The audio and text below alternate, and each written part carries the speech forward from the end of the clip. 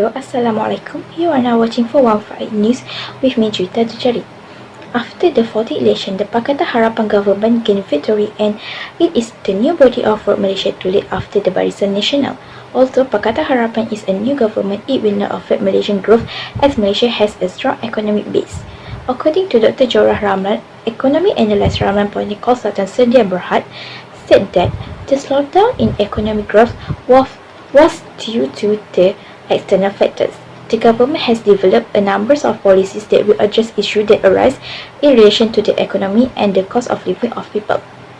Policies can be defined as an action path or approach chosen for alternative and provided to condition to direct and assess current and future decision. Cost of living of people is the cost of living is the average amount of money people need to be able to afford basic food, accommodations, clothes at a particular at a particular place. So, government has implemented some program and initiative in order to help people to address the issue of rising cost of living. This is because the higher the increase in the cost of living, the less the purchasing power. The increasing cost of living also will affect people's situations due to inadequate income to meet basic needs, as well as the debt burden to cover the rising cost of goods, services, and daily needs. We have done some interview with citizens who have been affected by the government programs. So here is one of the daily road user, Encik Fikri. Encik Fikri, as a road user, what do you get from program or initiative that the government provide? Wait. Is it live? Oh, okay. Yes, I am Mr. Fikri, one of those daily road users. Based on the manifesto made by the Pakatan Harapan government, they have promised to abolish tolls. Honestly, it's a very good initiative as it definitely helps to reduce the burden faced by the road users. But we do aware there are several challenges faced in fulfilling this promise. As what I recall from watching a news explained by our Prime Minister Tun Dr. Mahathir Mohamad, the abolishment of tolls cannot be abolished immediately, as a study showed that it required government buyout, and it is huge. It would cost billions of ringgit just to buy out the highways. This not including maintenance of a road that we need to maintain every year. So the government have to took several baby steps. The one that interests me the most is reducing toll fees. In Belanjawan 2020, the government have agreed to reduce all toll highway owned by PLAS by giving 80% discount, giving consumers and government to enjoy saving up to 1.13 billion per year and 42 billion until the concession end, which on 2058. I will give an example as well. Travelling from Jalan Duta to Alor will only cost me 45 ringgit 50 cent compared to 55 ringgit 50 cent previously, while those heading to Skodai from Jalan Duta will only pay 38 ringgit 50 cent from 47 ringgit. This shows that this initiative supposedly managed to relieve some of consumers' burden. So yes, I am truly happy with the commitment shown by our government in ensuring they fulfilling their promises.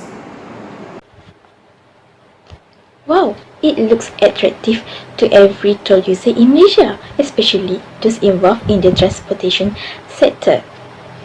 This is Datuk Seri Sofia Najiha, Vice President of QPAC. So, Datuk Seri, what is another way taken by the government in the latest national budget to reduce the cost of living of the people? What are the challenges that government face and what are the consequences? Can you explain a little bit about it? Thank you. Another way taken by the government to reduce the cost of living is by increase the minimum wages of workers. The minimum wages is defined as base salary that the full-time workers can obtain. The employers cannot pay their employees' wages lower than minimum wages. The government has trying to meet the needs of the people in terms of the wages they earn, which is in September 2018, the government took the initiative to increase the wages to 1,050 from the minimum wages of 1,000 ringgit. However, the situation has received a less favorable response from the people. This is because the previous minimum wages for the state in the peninsula is 1,000, while in Sabah, Sarawak and Labuan is only RM920. This is seen as unfair of some Malaysian. Therefore, by 2019, the government took the initiative by standardizing salaries for all staff at RM1,100 per month. However, Finance Minister Lim Guan Eng stated that the government has agreed to raise again the minimum wages from RM1,100 to RM1,200 started on 1 January 2020 in the budget of 2020. This is because the Pakatan Harapan government is alert to the life of the people, especially the lower income group. According to Finance Minister Lim Guan Eng in the House of Representatives, to balance the needs of workers and employers about the rising cost of living in major cities, the government proposed that the minimum wages will be increased to RM1,200 for them and RM1,100 for rural areas in the budget 2020. This decision is to help workers in major urban areas that face a high living cost. However, this minimum wage has attracted the attention of many parties, especially employers. The government has faced the challenges in implementing the increasing of minimum wages in 2020, which is an objection from the Malaysian Employers Federation (MEF). They have expressed dissatisfaction over the government's decision to raise the minimum wages to RM1,200 a month in 57 major cities. This is because they see the increase of minimum wages affecting the management costs that causing employers needs to reduce operating costs and workers also will lose their job. This is seen as a burden on small and medium enterprise, private limited companies or as known as sendirian berhad companies and the private sector companies. So, the solution for these challenges is the government need to have a discussion with all parties before taking any final step on setting these minimum wages. Especially get the public's opinion, relevant bodies representing workers and employers such as the Malaysian Congress of Trade Union (MTUC) and the parties of Malaysian Employers Federation (MEF). Therefore, the government will able to get a response from them whether they agree or not with the government proposal to raise worker salaries. This will not only give justice to the employer, but will also satisfy everyone. Moreover, this implementation of increasing minimum wages also has its positive and negative effect. The positive effect is it can increase the morale of employees. This is because this increasing of salary can help workers in terms of their cost of living. Therefore, employees will be more motivated in mentally and physically prepared to improve their skill and do their job well effectively. That can help the company to gain maximum profit due to its increased productivity and output. This is not only benefit the workers but also benefit the company, which is called as a win-win situation. However, the negative effect is increased inflation. This situation can increase employee purchasing power and their budget. This is because any increase in production costs will also increase the market price of the goods. In addition, the inflation is also seen in terms of daily transport costs and housing rentals, which it can affecting people's life. So, this will cause everyone, especially users, to face the losers. Thank you, Dr. Sri, for the explanation. But is that minimum wage amount RM1,200 enough if only one person in that family work and need to pay all the expenses? Next, we have Miss Natasha Lia, which is Assistant Minister of Finance. Miss Natasha, what actually my Salam focus and how they implement it? Thank you. First of all, I would like to introduce myself. My name is Natasha Lia Elfina binti Lokman. Okay, today I would like to elaborate about the My Salam scheme. My Salam scheme had been launched by the Prime Minister of Malaysia under Budget 2019, which focusing into P14 group and will be launched on 24 January 2019. This initiative is about of the government-funded free healthcare takafuls, which provide of the takaful protection to those individuals who eligible to receive it from the My Salam trust funds. And it's also because of the many of B14 group is most of them can afford to do of the hospital's bills, especially those involving of the chronic and also critical illness for their treatment. This scheme have provided about two things which they have given about the financial means of payments to those who need for the treatment of the critical illness. They have been listed by the government about 36 government approval illness for the first piece have been added into 45 illness for the second piece.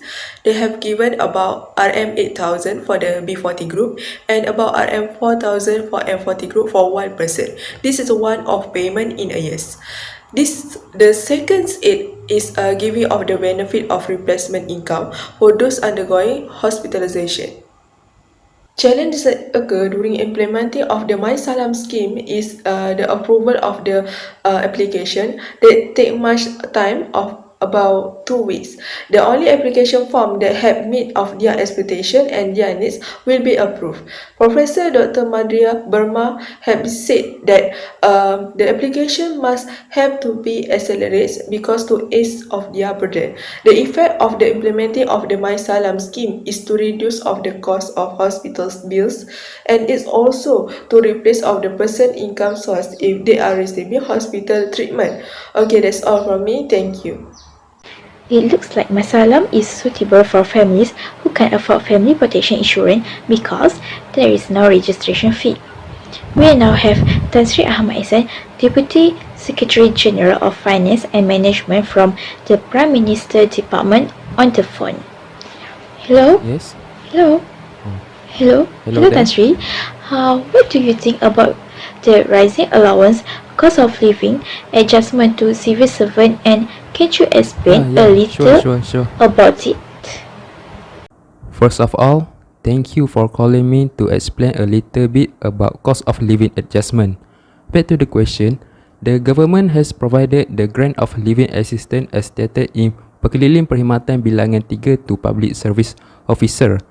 Cost of living adjustment is an additional payment to an employee which takes account of the cost of living. There are several criteria for officer to be granted to get this allowance, which is the officer must from management and professional groups as well as executive groups, permanent, temporary appointments, contractors, and interim teachers, and many more. For your information, in 2019, Perkeliling Perkhidmatan Bilangan 7 announced an increase of RM50 Malaysia in aid to executive groups compared to Perkeliling Perkhidmatan Bilangan 3 2012.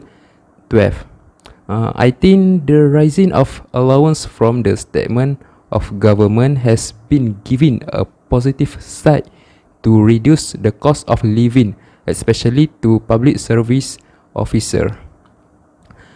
And of course, it has its challenges before implementation. The challenge is the global economic situation is unstable despite the strong growth in the Malaysian economy due to the two world powers of trading wars between the United States and China. The precautionary measures taken by the government has affected the country's gross domestic product or GDP, thus affecting the country's budget. That's why the increasing in allowance, the cost of living assistance is only available to the executive groups. So to prevent this problem, the World Bank in their research, which is Malaysia Economic Report, re-energizing the public services, stated 3 key areas that can enhance the efficiency and effectiveness of the public sector. Firstly, the human resource management system should be empowered to be more transparent, expensive, and competent. Secondly, increasing transparency in government operations, information sharing, and citizen engagement can create a more open atmosphere. Lastly, governments need to be more aware of global trends in the development of digital technology and automation, as they both have a significant impact on the delivery of public services to the people. I think that's all explanation from me. Thank you. Thank you, Tansri, for taking some time with us. So, as a conclusion, the rising cost of living is a reality for the people to deal with, especially low and middle income groups. Most of the people have to do two jobs at one time to cover the living costs. The rise in living costs was not in line with the increase in wage, which result in almost all wages being spent on the purchase of daily necessities, the payment of rent or housing and vehicle loans. So, the program and initiative that government has implemented was minimum wage increase, the reductions, COLA, and My Salam. The government hoped that this initiative will help the people even though it may not seem like much, but the government has do a lot of research and a lot of process before implement it. We hope that the government will continue to provide assistance to the people, because without the people would not be a developing country like now, and we hope that the people can use the assistance initiative provided properly and not misuse or make a crime. So now we are at the end. Thank you for remaining faithful for this news. We will meet again at the same day and time. Friendly reminder from us from 415 News. Please stay at home, stay safe. Bye bye.